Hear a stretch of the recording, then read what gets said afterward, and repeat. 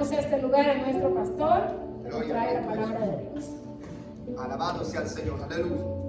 Que la paz y la bendición de Dios, que sobrepasa todo entendimiento, sean sobre tu vida, sobre tu hogar y sobre tu familia. Amén. Amén. Amén. Quiero invitarte a abrir tu Biblia en el libro Segundo de Reyes, capítulo 6, versículo 16. Alabado sea su nombre, aleluya.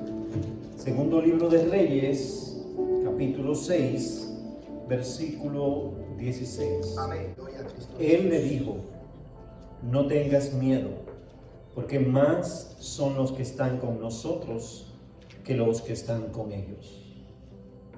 Padre bueno, Padre de amor y de misericordia, Dios fuerte, consejero, Padre eterno, príncipe de paz.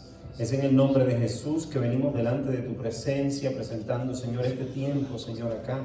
Padre celestial, rogamos que hayas recibido con agrado las alabanzas de tu pueblo, Señor, delante de tu presencia. Permite, Espíritu Santo, que tú ministres a nuestras vidas, Señor, esta palabra, que prepares nuestra mente espiritual y nuestros corazones para recibirla, a fin de que cuando salgamos de este lugar podamos salir edificados y con la convicción de que has hablado a nuestras vidas. En el nombre de Jesús. Amén. Pueden sentarse, mis amados. No tengas miedo, porque más son los que están con nosotros que los que están con ellos. Esta es una de esas palabras que usted abraza, es una palabra que usted recibe porque te da fe, te da esperanza, te da convicción de que Dios está contigo.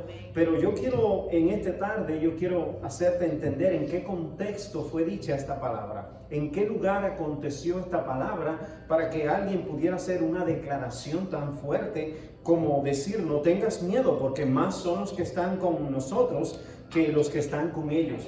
Amados en el Señor, aconteció en un momento, dice la palabra, que tenía el rey de Siria guerra contra Israel. Ubíquese en este contexto. Había una guerra. Se había levantado el rey de Siria en contra de Israel. El rey de Siria era uno de esos reyes que tenía el imperio más poderoso, los guerreros más fuertes, el ejército más preparado conforme a la multitud de un ejército de aquella época. Es decir, que si fuera en esta época sería otro el contexto, pero en aquel contexto tenían hombres de a caballo armados completamente, los caballos más fuertes, el ejército más grande en número y en entrenamiento, en capacidad militar. Había sido un estratega que había peleado contra muchas naciones y habían ganado, habían derrocado muchos imperios. Pero en este momento el corazón de este hombre se puso en contra de Israel. Y dice, y consultando a su siervo dijo: en tal y tal lugar estará mi campamento. Y el varón de Dios envió a decir al rey de Israel: mira, no pases por tal lugar, porque los sirios van para allá. Y cuando yo leo esto, me llama mucho la atención que el rey de Siria estaba dando estrategias a sus militares y a sus generales de ejército, diciéndole cómo iban a atacar al pueblo de Israel. Pero resulta que cuando el hombre hablaba con su ejército, Dios le ministraba al siervo de Dios por donde no debían pasar, porque allí se iban a encontrar con el enemigo. Era algo impresionante, porque dice: entonces el rey de Israel envió a aquel lugar que el varón de Dios había dicho, y así lo hizo una y otra vez con el fin de cuidarse. Era impresionante que este pueblo de Israel era un pueblo obediente. Este pueblo, cada vez que el varón de Dios decía: no vayan a tal lugar, el pueblo no iba a tal lugar. Y por consiguiente no se encontraban con el enemigo. Pero dice la palabra del Señor: y el corazón del rey de Siria se turbó por esto. El rey decía: ¿cómo es posible que yo aquí en mi cámara secreta yo hablo de los asuntos de guerra, de las estrategias que voy a tomar? ¿Y cómo es que este pueblo sabe que para donde yo voy ellos no deben ir? A fin de que Dios estaba preservando al pueblo, dice la palabra. Entonces uno de los siervos dijo: no, rey, señor mío, sino que el profeta Eliseo está en Israel. Ya uno de sus siervos le dijo: sucede que allí está el profeta Eliseo. Y eventualmente el profeta Eliseo iba a ser como una tipología de la presencia del Señor en el tiempo presente. Es decir, que donde estaba el varón de Dios, estaba la presencia de Dios en aquel lugar. Y dice la palabra el cual declara al rey de Israel las palabras que tú hablas en tu cámara más secreta. Se necesita mucha fe para creer esto que estaba pasando acá. El rey, el enemigo, estaba tramando contra el pueblo de Dios. Y en su cámara más secreta llamaba a sus generales más cercanos y le decía: mañana vamos a ir a tal y a tal lugar. Y Dios le decía al siervo: dile a mi pueblo, mañana no vayan a tal y a tal lugar, porque allí está su enemigo. Y volvía el rey, y esa estrategia era frustrada de parte de Dios, y volvía el rey de Siria y le decía en su cámara más secreta a los generales: pues ok, en esta fallamos, pero mañana vamos a ir a tal y a tal lugar de nuevo y vamos a ver si nos encontramos al pueblo. Y venía Dios y le ministraba al profeta, y el profeta le decía al pueblo: dice Dios que mañana no vayan a tal y a tal lugar, porque por ahí viene el rey de Siria. Y Dios lo estuvo haciendo, y dice la palabra que lo hizo una y otra vez a fin de preservar al pueblo. Muchas veces Dios está hablando en nuestras vidas de muchas formas, y nuestros oídos espirituales están como cerrados y nuestros ojos están como vedados para no ver lo que Dios nos está hablando en nuestras vidas. Pero acá este pueblo tenía su oído espiritual abierto, y cada vez que recibían una palabra, pues así la hacían, por lo cual Dios libraba sus vidas. Y dice la palabra: y él dijo: id y mirad dónde está, para que yo envíe a prenderlo. Y le fue dicho: he aquí que él está en Dotán. Es decir, que ya el ejército, el general dijo: ya que el profeta está allí y Dios le está revelando mis estrategias de guerra, ve y averíguame dónde es que está el profeta para yo ir a prenderlo. Porque él pensaba que matando al profeta o eliminando al profeta se acababa la palabra de Dios, o se acababa el pueblo de Dios. Pero yo quiero decirte que dice la palabra: caerán a tu lado 1000 y 10,000 a tu diestra, mas a ti no llegarán. Cuando Dios tiene un plan con tu vida, Dios va a usar al profeta, Dios va a enviar su palabra, pero Dios va a usar todos los mecanismos que están a su alcance para preservar a su pueblo. Y todos, es todo, porque dice la palabra del Señor, dice Jesucristo, y en Mateo 28 dice: toda potestad me es dada en el cielo y en la tierra. Es decir, que no hay potestad fuera de lo que Dios quiere hacer. Todo lo que Jehová quiso hacer, lo ha hecho.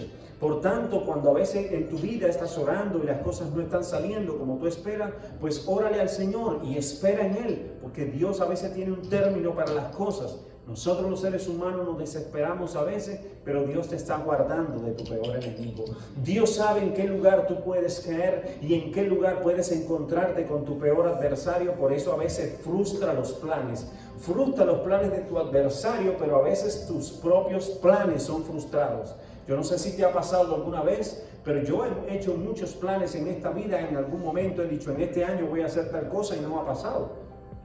Porque yo he hecho planes también así. Todos los seres humanos a veces planificamos en nuestra propia mente, en nuestra humanidad, pero Dios cambia ese plan. ¿Por qué razón? Porque Él sabe lo que es mejor para nosotros. Dice la palabra del Señor: entonces envió el rey allá gente de a caballo y carros y un gran ejército, los cuales vinieron de noche y sitiaron la ciudad. Mira esto. El rey de Siria se dio cuenta que Dios estaba frustrando el plan que él tenía y mandó a prender al profeta, pero no mandó solamente por el profeta, sino que preparó todo el ejército para que sitiaran toda la ciudad, para que no hubiera lugar a donde esconderse o lugar a donde ir. Es decir, que era una de esas pruebas que el pueblo iba a enfrentar. Y dice la palabra: y se levantó de mañana y salió el que servía al varón de Dios, y he aquí que el ejército que tenía sitiada la ciudad era con gente de a caballo. Entonces su criado dijo: ah, Señor mío, ¿qué haremos? Imagínense que el siervo del profeta estaba allí.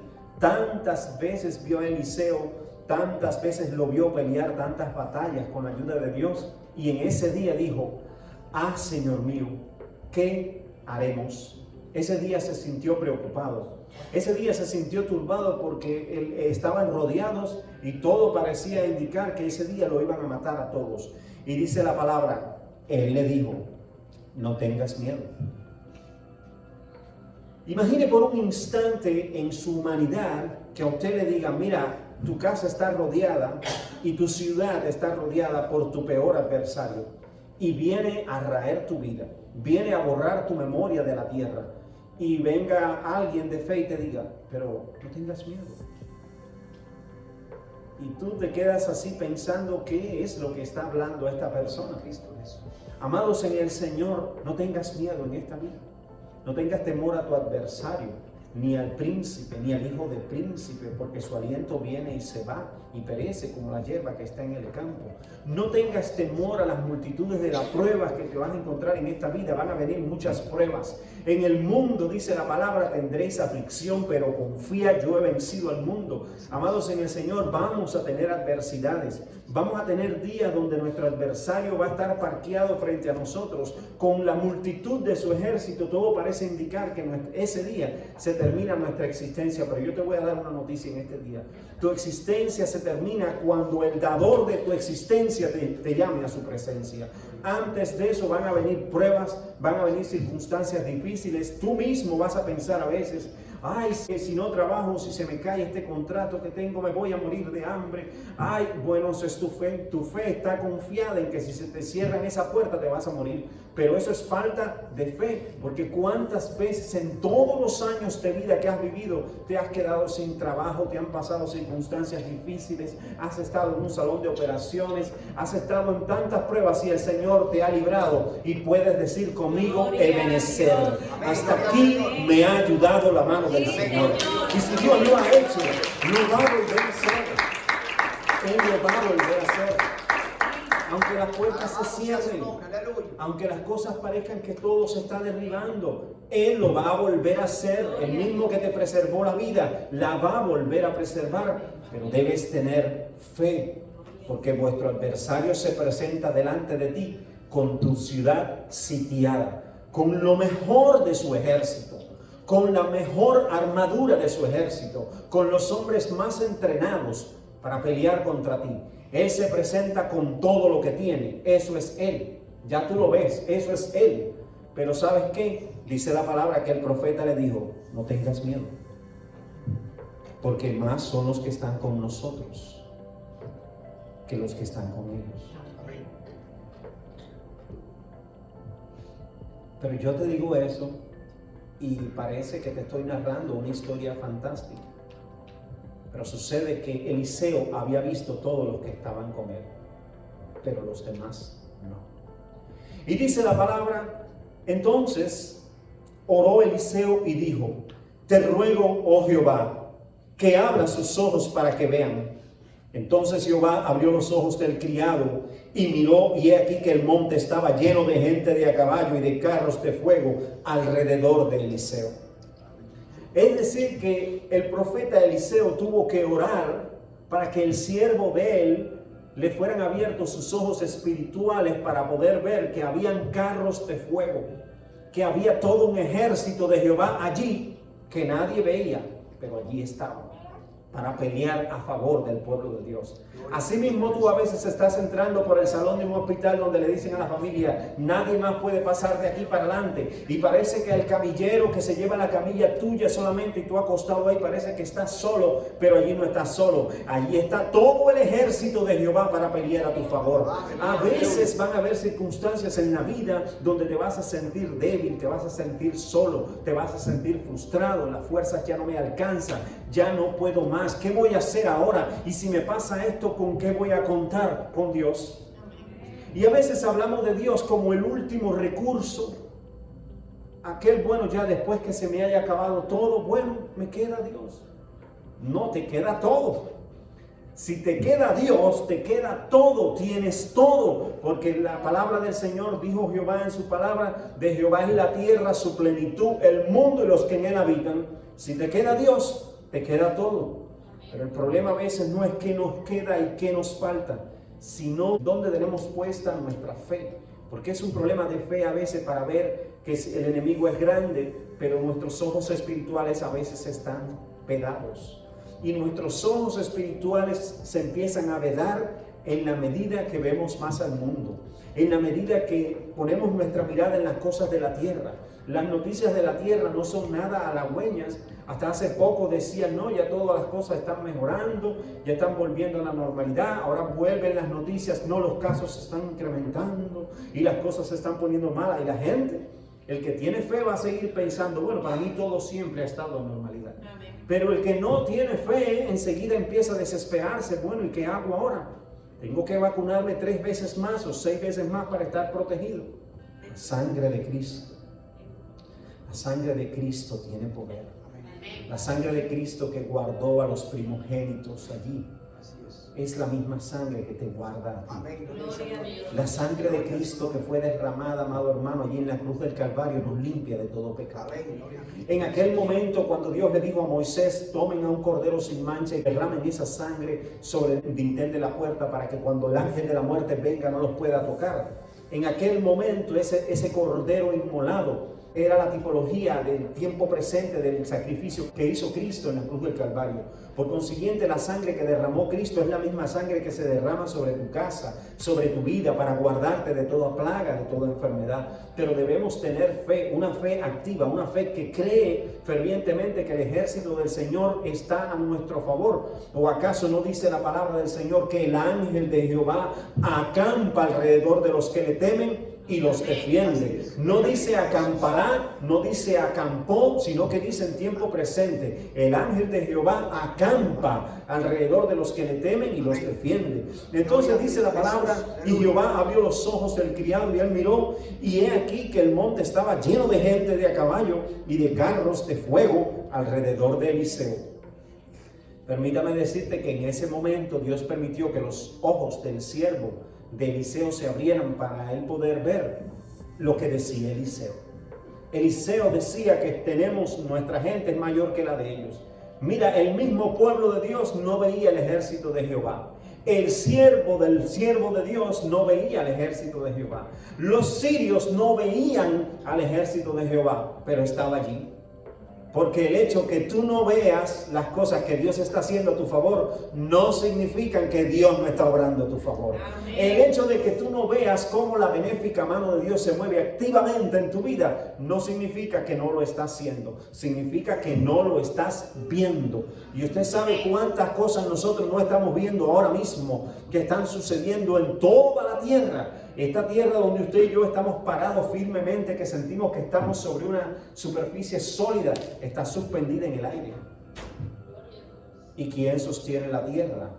¿Y quién sostiene todo el polvo de la tierra y todo el agua de los mares y todos los habitantes de la tierra y todas las aves del cielo y todos los monstruos marinos en el hueco de su mano?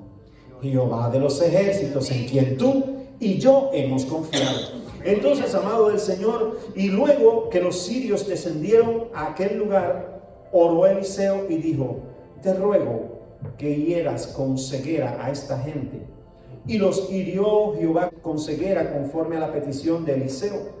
Y después le dijo Eliseo: no es este camino, ni es esta la ciudad. Seguidme y yo os guiaré al hombre que buscáis. Y los guió hasta Samaria. Y cuando llegaron a Samaria, dijo Eliseo: Jehová, abre los ojos de estos para que vean. Y abrió Jehová los ojos, y miraron, y se hallaron en medio de Samaria.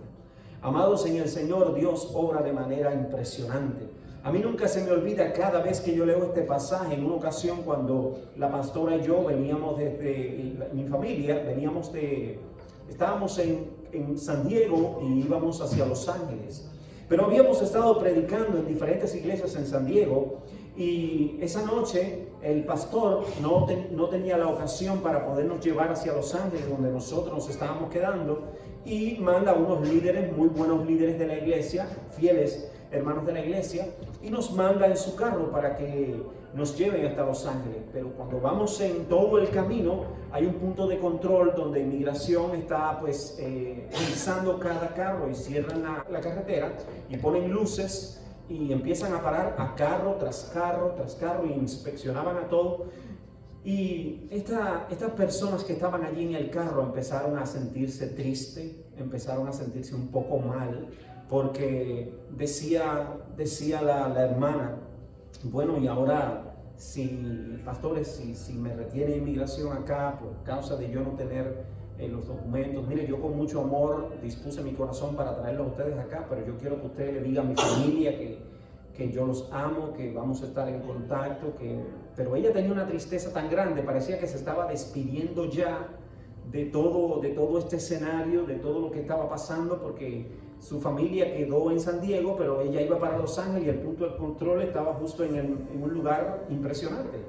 Y ella despidiéndose del esposo, llamando por teléfono, despidiéndose de los hijos y todo, y nosotros la miramos a ella así y le digo, hermana, nosotros en este día estamos sirviendo a Dios. Si usted en este día está sirviendo a siervos de Dios en este día, vamos a orar en este momento. Todo el tráfico estaba detenido y todos los agentes vaciaban todos los carros, inspeccionaban a uno por uno y empezamos a orar allí y a orar.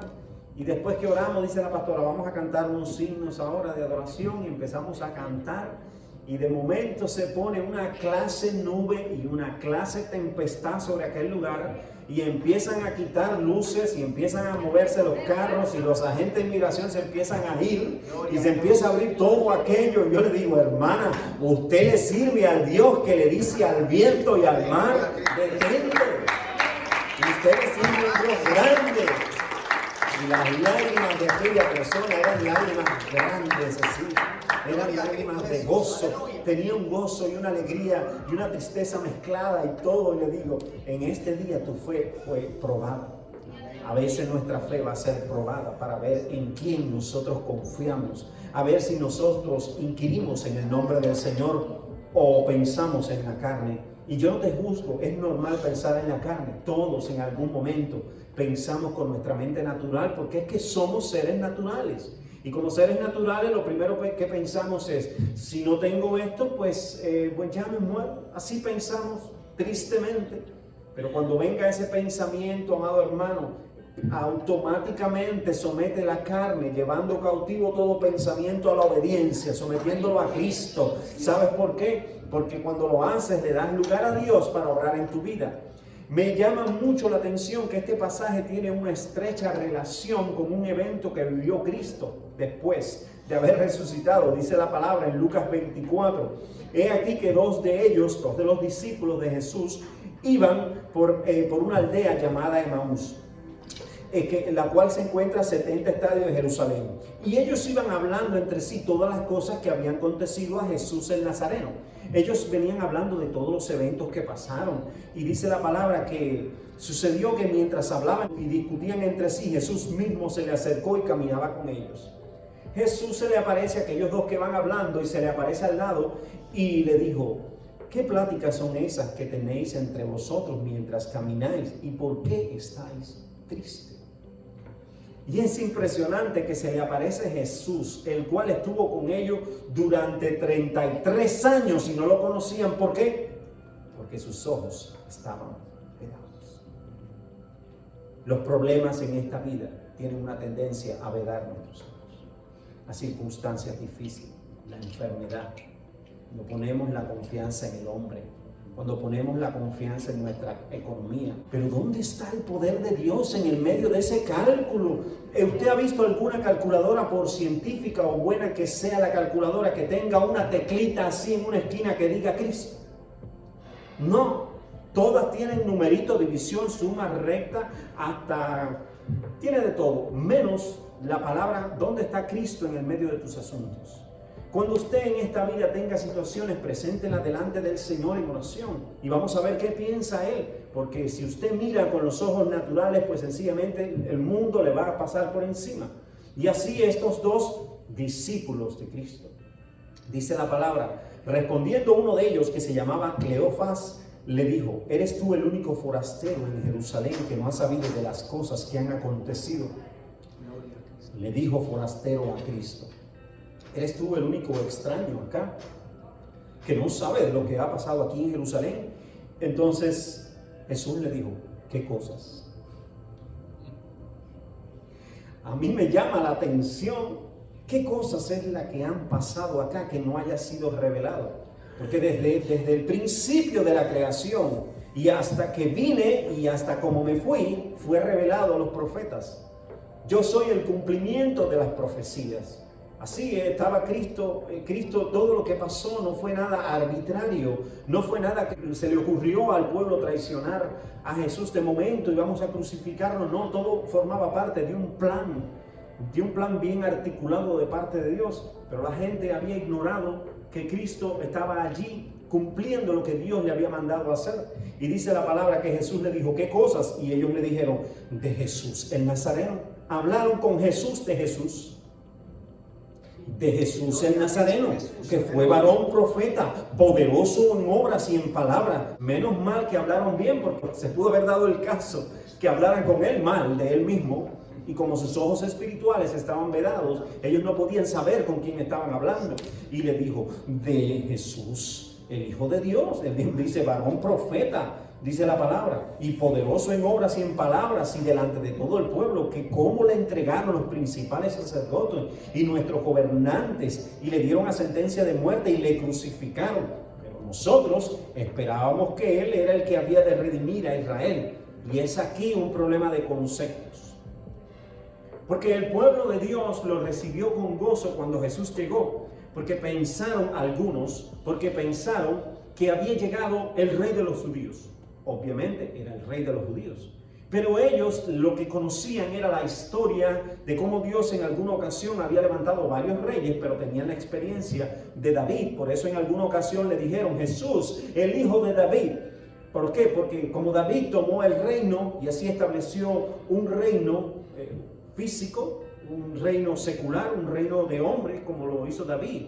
Asimismo pensaban que Jesús iba a llegar y iba a mandar a matar a todos los que no servían a Dios, al pueblo de Dios, y se iba a establecer él en Jerusalén y la casa de Dios, y allí iba a estar reinando con todo el pueblo en paz y todo tranquilo. Pero Jesús venía a redimir al pueblo de la esclavitud del pecado y de la carne. No venía a establecer un reino secular, no venía a establecer un reino como ellos se imaginaban. Por eso acá le dijeron, pero nosotros esperábamos que Jesús, el que había de venir, él iba a redimir a Israel, y ahora además de todo esto, hoy ya es el tercer día y esto no ha pasado. Como quien dice, mintió, dijo que se iba a levantar de entre los muertos. Esa fue la interpretación que ellos dieron. Además de todo esto, ya han pasado 3 días, ellos al tercer día vio que no se levantó por la mañana o que no lo vieron ellos y se fueron. Y dice la palabra que, pero ellos, dice, pero nosotros esperábamos que él, el que había de redimir a Israel, y ahora además de esto, hoy es ya el tercer día y esto no ha acontecido. Aunque también nos han asombrado unas mujeres de entre nosotros, las que antes fueron al sepulcro, y como no lo hallaron, vinieron que también habían visto una visión de unos ángeles que le habían dicho que él vive. Es decir, ellos hablaban, ¿qué falta de fe había en los discípulos? Entonces, discípulos de Jesucristo tenían falta de fe. Imagínense la iglesia del siglo XXI, del tiempo presente, hoy. Yo vi un cartel allá en Los Ángeles un día que me impresionó cantidad. Y era una bodega, una bodeguita así, que había un bodegón donde vendían comida, carne, muchas cosas. Pero el nombre de aquella bodega me llamó mucho la atención porque se llamaba Sandólar. Y así hay mucha gente aquí en esta nación sirviendo a y así mucha gente sirviéndole si nuestra mirada en esta vida está puesta en las cosas de la tierra, recompensa de la tierra vamos a tener. Pero si nuestra mirada es servir a Cristo, adorar a Cristo y aceptar el sacrificio que Él hizo por nosotros y dejarnos guiar por su Espíritu Santo a través de su palabra, vamos a llegar a su presencia un día. Pero más adelante dice acá, entonces les dijo, oh insensatos y tardos de corazón para creer todo lo que los profetas han dicho. A mí me llama la atención la ética de Jesús, el profesionalismo de Jesús, para decirle, oh insensatos y tardos de corazón para creer todo lo que los profetas han dicho. Él ni siquiera habló por él mismo. La humanidad somos una naturaleza caída totalmente. Este mundo está siendo operado bajo una naturaleza caída, bajo principios que están caídos. Por eso muchas cosas están tan mal en todo el universo. Pero dice la palabra del Señor, no era necesario que el Cristo padeciera estas cosas y que entrara en su gloria. Él les hizo saber, tanto le expliqué, es preciso que el Hijo del Hombre sea entregado, sea crucificado, sea maltratado, sea muerto, sea puesto en una tumba, resucitado al tercer día para que entre en gloria, porque una vez que este acontecimiento suceda, no solamente habrán exterminado el mal, no solamente habrán exterminado el pecado, sino que se le va a dar la oportunidad que todo aquel que en Él crea no se pierda, mas tenga vida eterna. Era preciso que esto pasara. Y dice la palabra que con Jesús comenzó desde Moisés y empezó a hablarle toda la historia, porque eso sí tenía Jesús, una paciencia impresionante, y volvía con toda la historia de nuevo. Ustedes saben que Jesús hablaba y decía: de cierto os digo, verdaderamente digo, pues os digo nuevamente, y volvía. Asimismo dice que comenzó desde Moisés y siguiendo todos los profetas le declaraba todo lo que las escrituras decían. ¿Acaso él no era el Hijo de Dios? Por consiguiente, él sabía todas las escrituras. Y dice la palabra, y dice que llegaron a una aldea donde iban, y él hizo como que se iba más lejos. Es decir, cuando llegaron a la primera aldea, Jesús hizo como: bueno, me despido y sigo de largo. Pero dice que más ellos le obligaron a quedarse, diciendo: quédate con nosotros, porque ya se hace tarde y el día ya va declinando. Entonces entró a quedarse con ellos.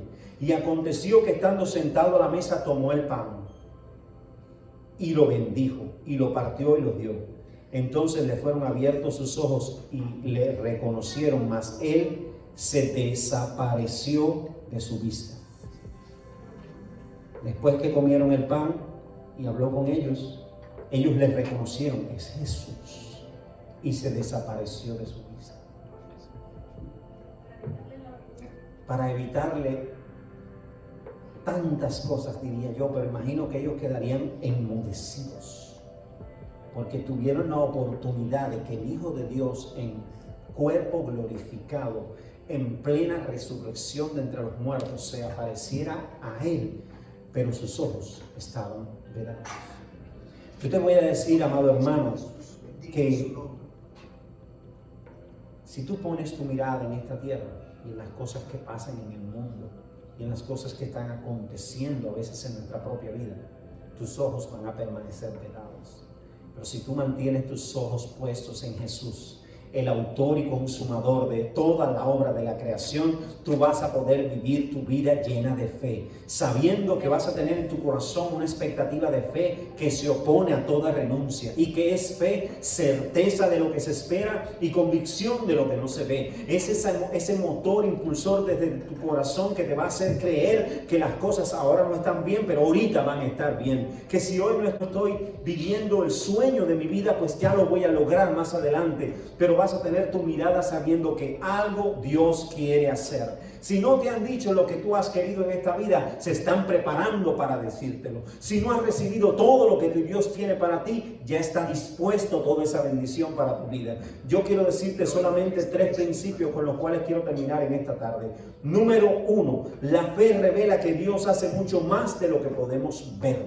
Las personas que tienen fe saben que Dios va a hacer algo mucho más grande de lo que yo puedo ver. Yo estoy seguro, estoy convencido de que Dios va a hacer algo mucho más grande de lo que yo estoy mirando, porque la fe te hace ver como aquellos hombres que yo pongo en muchas ocasiones, pongo el ejemplo de los 2 hermanos que se levantaban cada mañana a buscar agua en el pozo, y uno se levantaba y decía: qué vida más desgraciada me ha tocado vivir.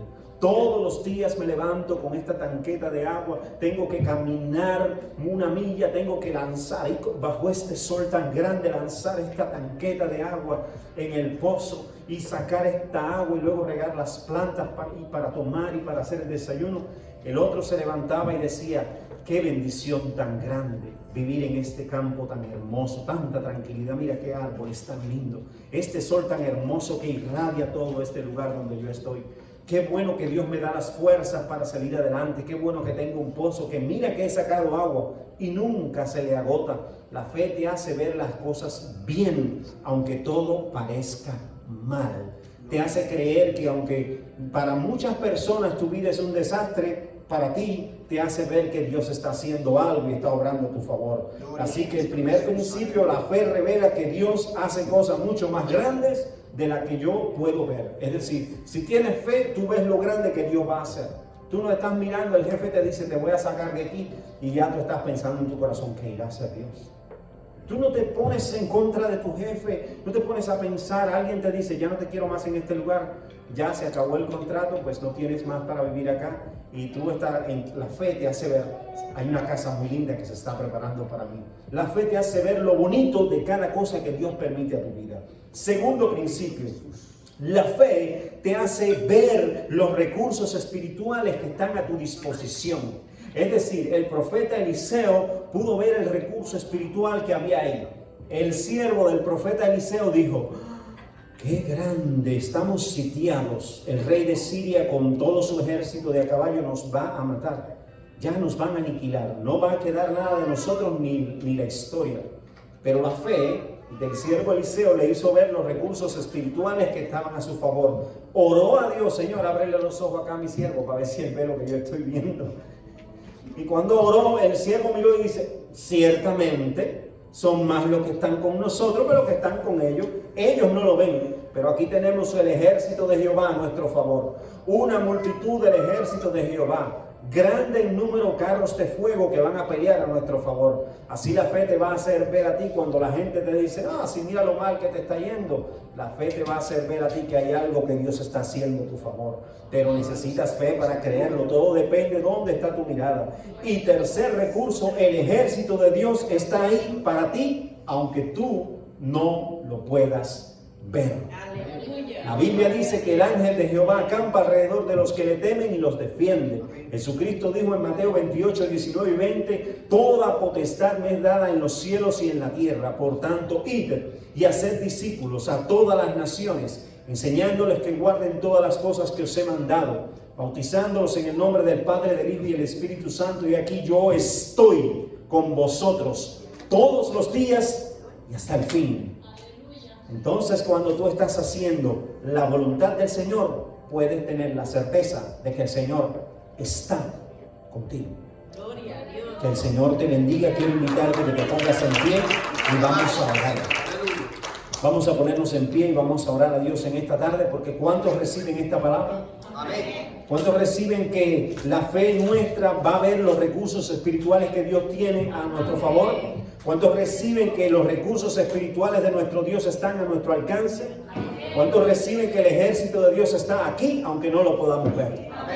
Amén. Yo veo una multitud de hombres y mujeres fieles, temerosos de Dios, apartados del mal, guardando, adorando y sirviendo a un Cristo vivo.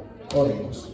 Padre bueno, Padre de amor y de misericordia, cuántas gracias te damos por tu palabra en esta tarde, Señor. Gracias, mi Dios amado, por todas las cosas lindas, Señor, que nos enseñas a través de tu palabra. Te ruego, mi Dios amado, que derrames una bendición bien grande en esta hora sobre tu pueblo, Señor. Cualquiera sea la condición que esté viviendo, cualquiera la prueba, cualquiera la enfermedad, cualquiera la circunstancia que esté experimentando en esta hora, puedan sentir que el ángel de Jehová acampa alrededor de los que le temen y tú los defiendes, Señor. Que hay recursos espirituales a tu disposición, que el ejército de Dios pelea a tu favor, que caerán a tu lado 1000 y 10,000 a tu diestra, mas a ti no llegará. Que el Señor va a enviar sus ángeles acerca de ti para guardarte en todo momento. Que el ejército del Señor está allí, aunque tú no lo puedes ver. Que el Señor te bendiga y te guarde. Que el Señor alce su rostro sobre ti. Que el Señor tenga de ti misericordia y ponga en tu corazón paz. Que Dios te bendiga, amado hermano.